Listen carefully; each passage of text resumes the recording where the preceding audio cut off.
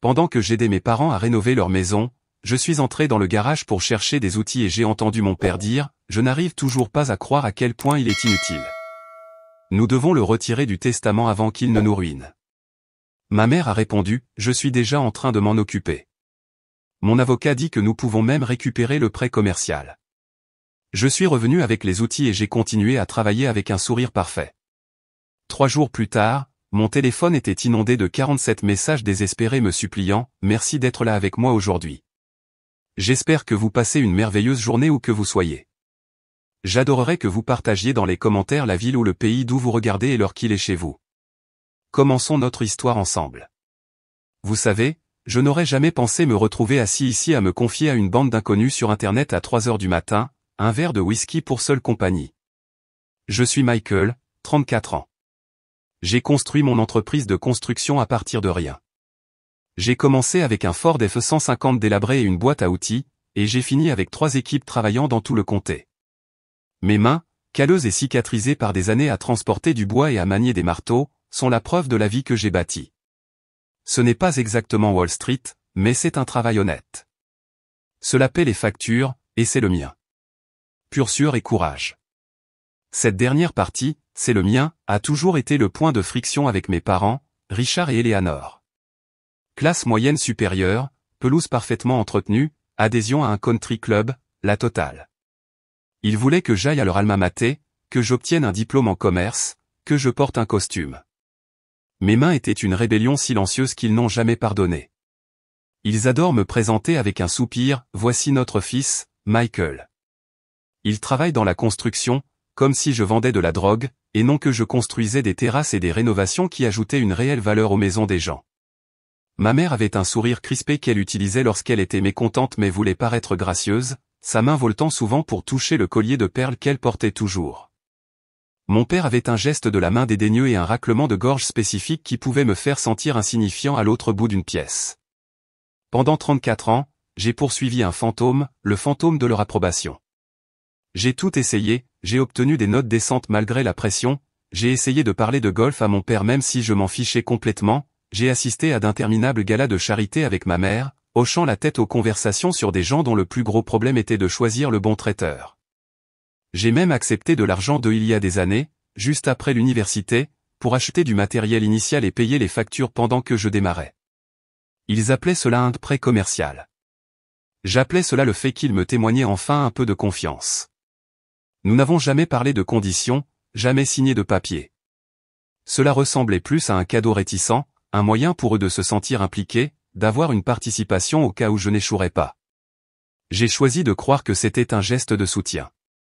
C'était mon point faible, je suppose, de croire qu'ils agissaient par véritable soutien, et non par contrôle.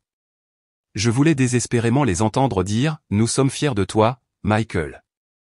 Cette simple phrase était le saint graal que je continuais à rechercher. Ces dernières années, les choses s'étaient installées dans une routine tendue, des dîners de fête polis, des appels téléphoniques brefs et guindés. Ma sœur aînée, Catherine, 38 ans, était leur enfant chéri, école de commerce, ascension professionnelle, bien mariée. Elle correspondait parfaitement à leur moule. Notre relation était cordiale, distante. Nous n'avions pas grand-chose en commun au-delà des souvenirs d'enfance partagés qui semblaient avoir des significations différentes pour nous maintenant. Nous existions à la périphérie de la vie de l'autre, connectés uniquement par le soleil parental autour duquel nous orbitions tous les deux maladroitement. Je me disais que c'était bien, c'était la famille, n'est-ce pas? On prend le bon avec le, eh bien, le moins bon. Puis vint la rénovation. Maman et papa ont décidé d'ajouter une véranda à l'arrière de leur maison déjà spacieuse. Papa m'a appelé, avec une hésitation inhabituelle, « Michael, nous nous demandions, avec ton expertise, serais-tu prêt à superviser la partie structurelle et peut-être à gérer une partie de la charpente?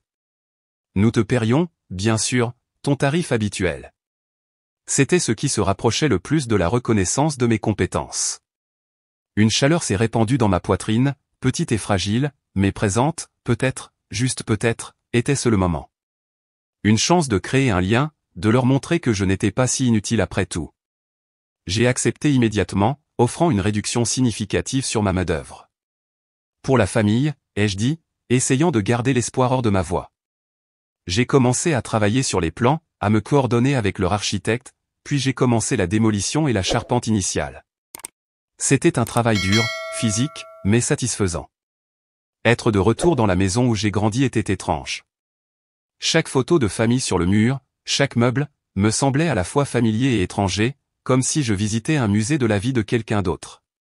L'odeur de vieux argent et de bois poli contrastait fortement avec la sueur de bois et la sueur que je portais maintenant.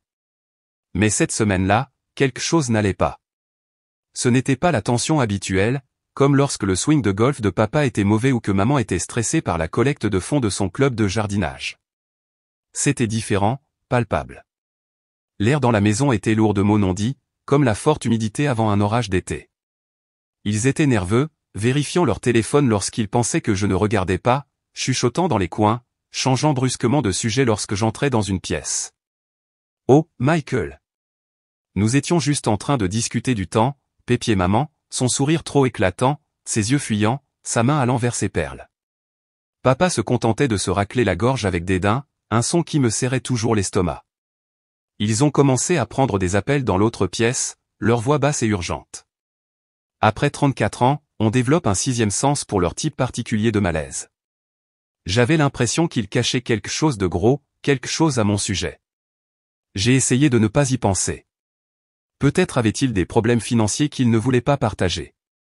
Peut-être que la rénovation coûtait plus cher que prévu. Je n'ai pas insisté, j'ai continué à travailler, à faire la charpente, à essayer de construire cette chose pour eux, en espérant que cela construirait un pont entre nous. C'était épuisant, cette performance de normalité, cette lutte constante contre le nœud qui se serrait dans mes entrailles. La maison, d'habitude un lieu de familiarité réticente, a commencé à me paraître hostile. Chaque craquement de plancher était une accusation, chaque cadre photo parfait un jugement. C'était jeudi après-midi. La charpente se déroulait bien, mais j'avais besoin d'un accessoire spécifique pour la scie, qui se trouvait dans le garage. J'ai essuyé la sueur de mon front avec le dos de ma main, laissant une trace de sueur et de saleté, et je me suis dirigé vers la porte latérale. Le garage n'était pas seulement un garage, il était rempli de décennies de leur vie, des boîtes de vieilles déclarations de revenus, des clubs de golf poussiéreux, des fournitures de jardinage, des bacs de rangement en plastique décoloré remplis de qui sait quoi. Il sentait l'essence, l'engrais et le papier vieilli, une odeur qui était à la fois nostalgique et vaguement suffocante. Alors que j'atteignais la poignée, j'ai entendu leur voix, basse, urgente, provenant de l'intérieur. Ils parlaient de moi. Ma main s'est figée sur la poignée. Mon cœur ne s'est pas contenté de battre, il a commencé à essayer de se frayer un chemin hors de ma poitrine. Chaque goutte de sang dans mon corps s'est transformée en glace. Les mots m'ont frappé comme un coup physique, me coupant le souffle. Je n'arrive toujours pas à croire à quel point il est inutile, ai-je entendu mon père dire, sa voix, habituellement si contrôlée et mesurée, était empreinte de frustration et de mépris. Nous devons le retirer du testament avant qu'il ne nous ruine. Nous ruiner. Inutile. Après avoir offert mon temps, mon expertise, ma main-d'œuvre a pris réduit pour construire leur fichue véranda. Après les années que j'ai passées à essayer, la phrase pour le bien de la famille a résonné moqueusement dans ma mémoire. Puis la voix de ma mère, froide et tranchante comme de la glace brisée, je m'en occupe déjà. Mon avocat dit que nous pouvons même récupérer le prêt commercial. Le prêt commercial. Celui que je pensais être un geste de confiance. Ils essayaient de l'utiliser comme une arme, de réclamer de l'argent donné il y a des années, de l'argent que j'avais utilisé pour construire l'entreprise même qu'ils méprisaient. Non seulement me déshériter, mais récupérer tout ce qu'ils pouvaient, me qualifiant de poids. La trahison était une force physique, me frappant au ventre, me faisant plier en deux juste devant la porte.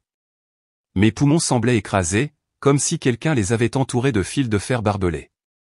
Toutes les années d'efforts, tous les affronts ignorés, tous les coups subtils, ils ont fusionné en cette seule conversation brutale et surentendue. C'était la vérité. C'était ce qu'ils étaient. Ma famille. D'une manière ou d'une autre, je me suis redressé. La douleur était instantanée, brûlante, mais elle a été rapidement éclipsée par une résolution froide et dure que je ne savais pas posséder. Je ne leur donnerai pas la satisfaction de savoir que j'avais entendu. Pas encore. J'ai ouvert la porte du garage, les vieux ressorts grinçants masquant le son de ma respiration saccadée. Je suis entré, mes yeux cherchant l'accessoire, mon visage un masque vide. Mes parents étaient debout près du fond, l'air surpris, comme des enfants pris la main dans le sac. Sauf que le sac contenait mon avenir. Oh, Michael. Juste, à la recherche de vieilles photos, a dit maman, trop vite, ses mains tremblant nerveusement à l'endroit à ses perles. Ouais, juste en train de ranger des trucs, a ajouté papa, évitant mon regard, en se raclant légèrement la gorge avec dédain. Je l'ai trouvé, ai-je dit, ma voix semblant anormalement calme, plate. J'ai localisé l'accessoire, je l'ai saisi et je me suis retourné. Très bien, retour au travail. Je suis sorti de ce garage, laissant une partie de moi-même derrière. Le fils plein d'espoir, celui qui aspirait encore à leur fierté. De retour à la charpente de la véranda, j'ai mis l'accessoire sur la scie. Mes mains tremblaient, non seulement à cause du travail, mais à cause de la rage et de la douleur refoulée. Je me suis forcé à me concentrer, à mesurer, à couper, à clouer. À chaque coup de marteau, je ne construisais pas seulement une véranda. J'enterrais l'ancien Michael. J'ai affiché un sourire parfait sur mon visage lorsqu'ils sont venus vérifier l'avancement des travaux, posant des questions informelles sur les matériaux, sur le calendrier. Il semblait fragile, comme du verre prêt à se briser, mais il tenait. L'effort de maintenir ce masque était épuisant, me drainant plus que le travail physique. L'odeur du bois fraîchement coupé, habituellement réconfortante, me semblait désormais contaminée. J'ai fini ma journée, j'ai emballé mes outils et je suis rentré chez moi. Au moment où j'ai fermé la porte d'entrée derrière moi, le masque s'est brisé. Je me suis affalé sur le sol de mon salon, la sueur et la saleté me collant encore à la peau, et j'ai enfin laissé les vagues d'agonie me submerger. J'ai pleuré. J'ai ragé.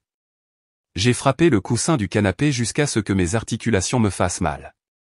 34 ans. 34 ans d'effort, et c'était tout. Inutile. Un poids. Quelque chose à retirer, à vider. Mais sous la douleur, quelque chose d'autre s'agitait. Une résolution froide et dure. Ils avaient fait leur coup. Ils faisaient appel à des avocats. Ils planifiaient cela. Ce n'était pas seulement un drame familial. C'était une prise de contrôle hostile de mon passé, une tentative de contrôler mon avenir et de redéfinir l'histoire. Le prêt commercial. Ce n'était pas un prêt au sens propre du terme. C'était un capital d'amorçage donné quand je n'avais rien, présenté comme un moyen de m'aider à construire quelque chose, ce qui en retour se reflétait bien, peut-être pas la gloire, mais au moins quelque chose qu'ils pouvaient montrer du doigt. Ils essayaient de transformer un prétendu cadeau en levier, en arme. Je n'allais pas rester assis là à me laisser faire. Mes années dans la construction m'ont appris les fondations, la structure, ce qui se passe quand les choses sont instables ou construites sur du bois pourri. Les fondations de ma famille étaient pourries, mais j'avais construit ma propre structure solide, mon entreprise, ma vie. Il était temps de la protéger. Il jouait salement ? D'accord. Je pouvais jouer stratégique. J'ai sorti mon ordinateur portable, j'ai commencé à parcourir de vieux emails, des relevés bancaires d'il y a une décennie, à creuser. Je me souvenais vaguement avoir signé quelque chose, mais cela semblait informel, comme une formalité pour les satisfaire, pas un véritable contrat de prêt. Au milieu de la tourmente, j'ai appelé mon ami Marc. C'est un vieux copain du lycée, maintenant avocat spécialisé dans l'immobilier.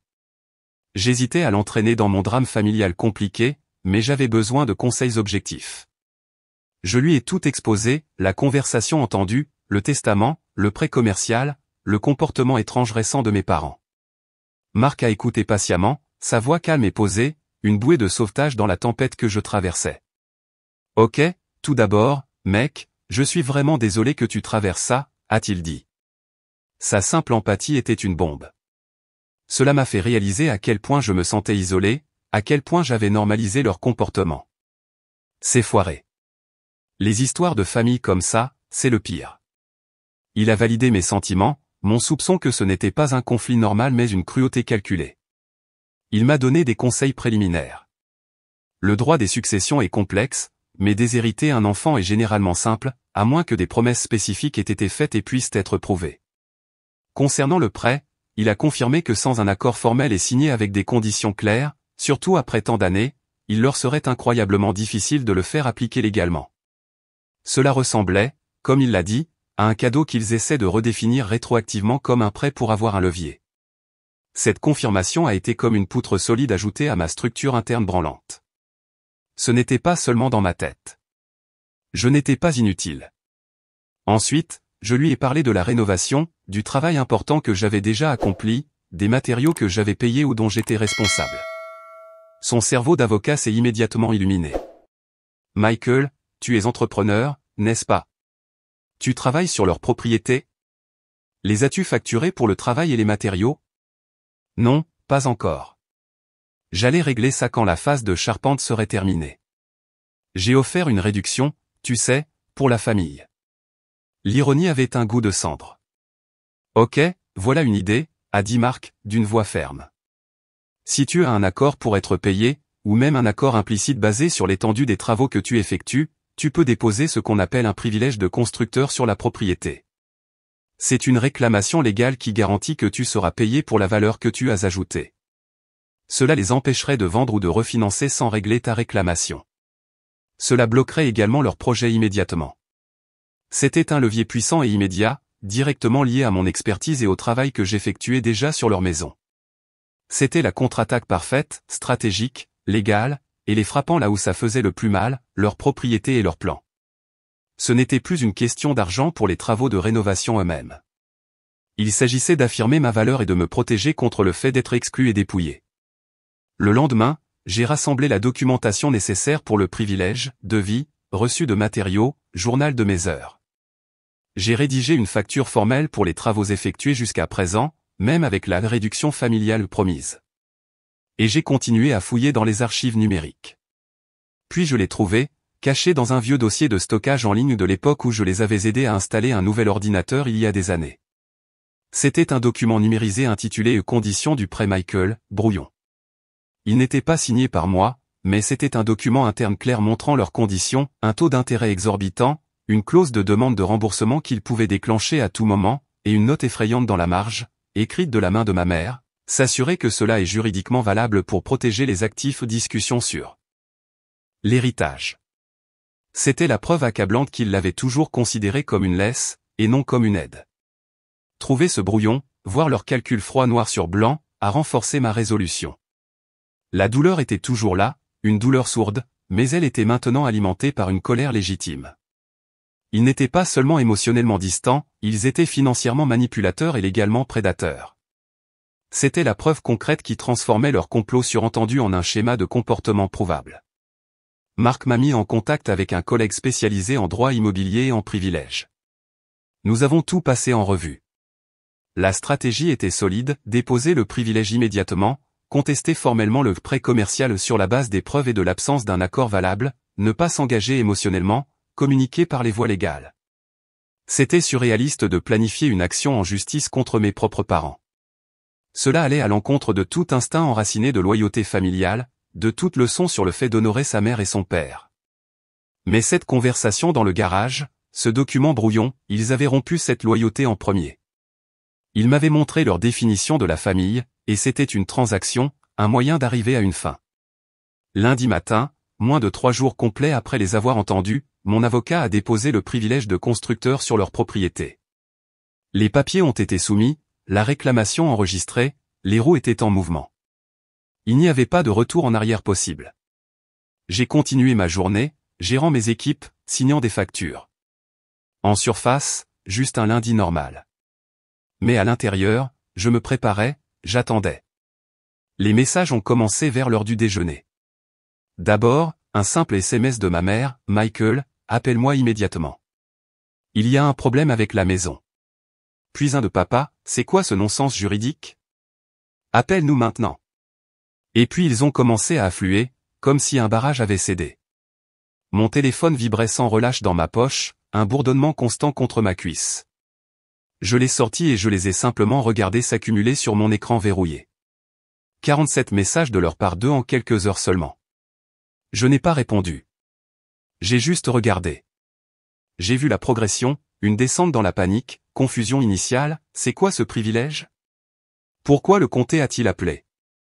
Nos permis sont suspendus, colère croissante, comment oses-tu faire ça? Tu nous sabotes. Ton père est furieux, panique, les ouvriers sont partis. On ne peut pas continuer les travaux. On perd de l'argent chaque jour, manipulation, c'est un malentendu. Appelle-nous et on t'expliquera. Tu réagis de façon excessive, Michael. Ne fais rien de précipité. Tu fais du mal à ta mère. Pense à la réputation de la famille. Supplication, s'il te plaît, appelle-nous. On peut arranger ça. Ne fais pas ça à ta propre famille. On t'aime, mon fils. Parlons comme une famille. On t'aime, mon fils. Les mots avaient un goût de cendre dans ma bouche après ce que j'avais entendu quelques jours auparavant. La vitesse et le volume de leur réaction étaient à couper le souffle.